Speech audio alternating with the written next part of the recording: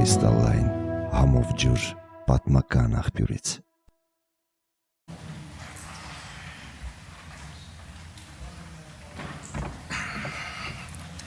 Շնորհակալություն։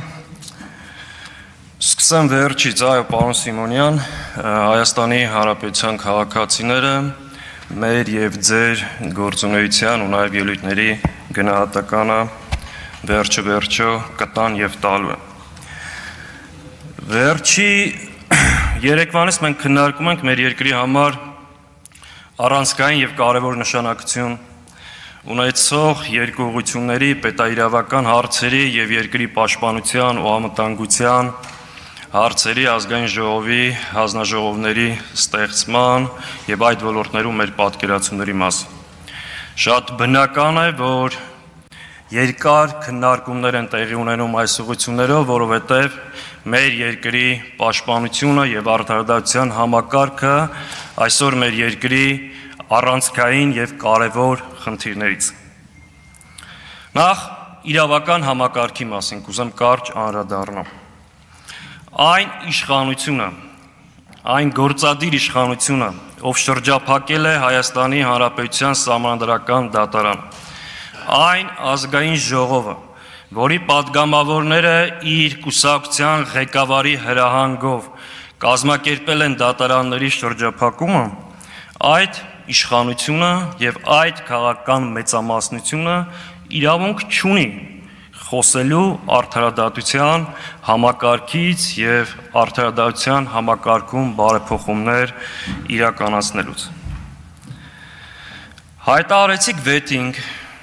ասացիք արդարադատության համակարգից հեռացնում ենք կոռումպացված դատավորներին, պարզվեց վերադարձնում եք կոռումպացված դատավորներին, նույնիսկ այն դատավորներին, որ ձեր ասած կոռումպացված նախկին իշխանությունը հեռացրել էր դատական համակարգից։ Խոսում եք օրենքի դիկտատուրայից։ Սիրելի հայրենակիցներ, դա բլեֆ է։ Եթե խոսքը օրենքի եւ իրավունքի գերակայության մասին է, եւ օրենքի իրավահավասարության մասին է, դա շատ լավ, բայց դուք դրա հետ որևէ կապ եւ առնչություն չունեք։ Ձեր բոլոր բարեփոխումների մեկնարկը սկսվում է մեկ կետից՝ ամրապնդել ձեր իշխանությունը։ Դուք պարզապես այդ բարեփոխումների տակ ընդհանրապես ցանկանում եք Հայաստանում հաստատել մեկ մարդու իշխանություն կամ բռնապետություն։ Մյուսը խոսվեց պատերազմից։ Գիտեք ամենամեծ դժբախտությունը եւ ողբերգությունը որն է, որ դուք այսքանից հետո դասեր չեք քաղել։ Դուք չեք խրատվել։ Դուք դեռ չեք հասկացել եւ չեք գիտակցում մեր երկիրը ինչ վիճակի եք բերել եւ հասցրել։ Մեր ժողովրդին ինչ դժբախտություն եք բերել։ Իմ գործընկեր Էլինար Վարդանյանը շատ դիպուկ արտահայտվեց։ Դուք դեռ ապրում եք 2018 եւ 19 թվականի Հայաստանում։ Դուք մի հարցում ես ասել եմ, անգերազանցելի եք, միջազգային դափնեկիր եք։ Դուք կարողանում եք 100% փաստը եւ ճշմարտությունը 180 աշճանի տակ փոխել եւ ներկայացնել։ Եվ այո, դժբախտություն է, որ կան դեռ մարդիկ, որ դրան դեռ հավատում են։ Պրոբլեմը գիտեք նաեւ որն է, որ դուք այդպես էլ իշխանություն չդարձաք։ Դուք ձեզ շարունակում եք պահել ընդդիմության պես, ընդ որում անպատասխանատու ընդդիմության պես։ Կա աշխարհում մի երկիր, որի իշխանությունը իր բոլոր ձախողումների համար մեղադրում է ընդդիմությանը։ Չկա տենց բան։ Դա աբսուրդ է, չի կարող այդպես լինել։ Ինչ ենք մենք ասում։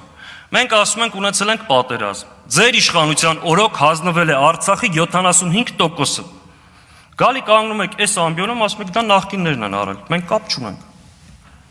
Մենք ասում ենք թշնամին երկու ուղղությունով մտել է Հայաստանի ինքնիշխան տարածք։ Վտանգված է մեր երկրի տարածքային ամբողջականությունը։ Գալի կանգնում եք այս ամբիոնում,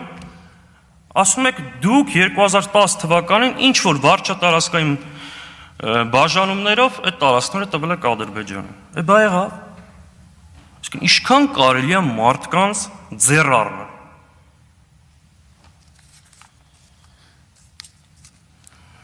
Մենք խոսում ենք բանակի բարեփոխումներից, երկրի առջև ծառացած խնդիրներից, մարտահրավերներից։ Գալի կանգնում եք ստեղ մարտի 1 հոկտեմբերի 27, մարտի 1 հոկտեմբերի 27, 22 տարի առաջ այս դահլիճում տեղի ունեցավ ողբերգություն։ Հետաքրքիր զուգադիպությամբ շատ պաշտոնյաներ, որ այն ժամանակ պաշտոնյա էին, հիմա էլ են պաշտոնյա։ Անդրանիկ Քոչարյան, Գագիկ Ջանգիրյան, Վաղարշակ Հարությունյան, հանելեք հիմա նոր պաշտոն եք տալի։ Այն ժամանակ էլ էիք բարձր իշխանության, բացահայտեիք։ Նույն մարտի 1-ը 3 տարի ժողովրդին կերակրել եք։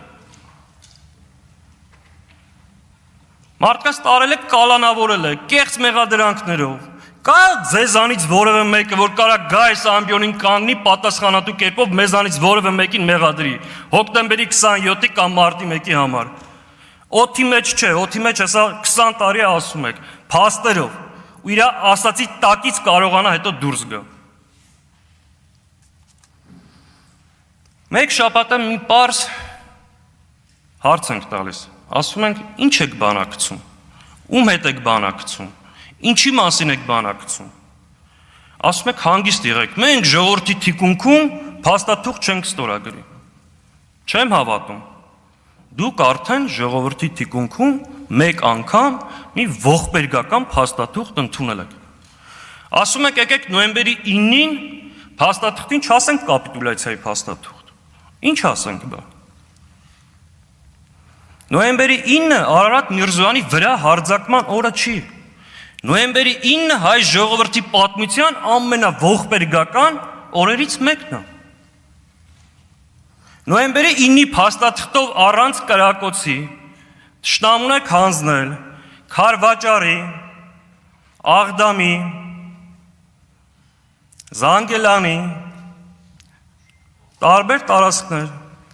Նոյեմբերի 9-ի փաստաթղթով թշնամուն եք տվել 107 դպրոց, 23 մանկապարտեզ, 6 քաղաք, 187 գյուղ, 9400 ընտանիք մնացել է անտուն, 38,000 քաղաքացի։ Եկեք կապիտուլյացիայի փաստաթուղթ չասենք, ասենք ինչ ուզում եք։ Դրանից ոչինչ չի փոխվել։ Ասում եք եկեք չասենք, որպեսզի մեր թշնամին բանակցությունները չդժվարանա մեր։ Որպեսզի մեր երեխաները չասեն մեծանում ենք կապիտուլյացիա կնքած երկրում։ Տեսեք, երբ որ ձեր քաղաքական առաջնորդ այս ամբիոնից ասեց Շուշին դժբախտ եւ դժգույն քաղաք է, մեկ ամիս բազմաթիվ падգամավորների հետևից ման էին գալի լրագրողները, հարց էին տալիս, արդյոք Շուշին հայկական է, առաջին մեկ ամսում որևէ մեկը չասեց։ Ես ուզում եմ հասկանամ, սուտ չի, ինձ չընդատեք, սուտ դուք եք խոսում։ Ես ուզում եմ հասկանամ, օրինակ ձեր Տաուշցի падգամավորը, ինչի է անընդհատ ասում, որ Տաուշում կան հողատարածքներ, որոնք գտնվում են Ադրբեջանի տիրապետության տակ։ Ինչ եք ուզում սրանով ասեք։ Ինչ եք պատրաստում մեր հասարակությանը։ Պարոն Քոչարյանը ասում է մի շատ վտանգավոր արտահայտություն։ Ասաց, ուր է ժողովրդից հասումը։ Տեսեք, չսխալվեք։ Չսխալվեք եւ հանկարծ չմտածեք, որ այն ինչ որ տեղի ունեցել, արդեն մարսել եք եւ կարող եք գնալ նոր զիջումների։ Չսխալվեք, որովհետեւ դա այդ ժամանակ ցասումը կտեսնեք։ Երկիրը կանգնած է բարդ ճգնաժամի առաջ։ Այս ամեն ինչը պահանջում է լուծումներ։ Դուք ի վիճակի չեք։ Դուք որքան գաք այս ամբիոնից կանգնեք, ասեք, մենք նաև ձեր իշխանությունն ենք, ընդդիմության իշխանությունն ենք։ Ոչ։ Ես իբրև Հայաստանի Հանրապետության քաղաքացի չեմ ընդունում ձեր իշխանությունը։ Մեկ պարզ պատճառով, որովհետև ձեր իշխանությունը վտանգավոր է եղել եւ լինելու մեր ժողովրդի համար։ Եվ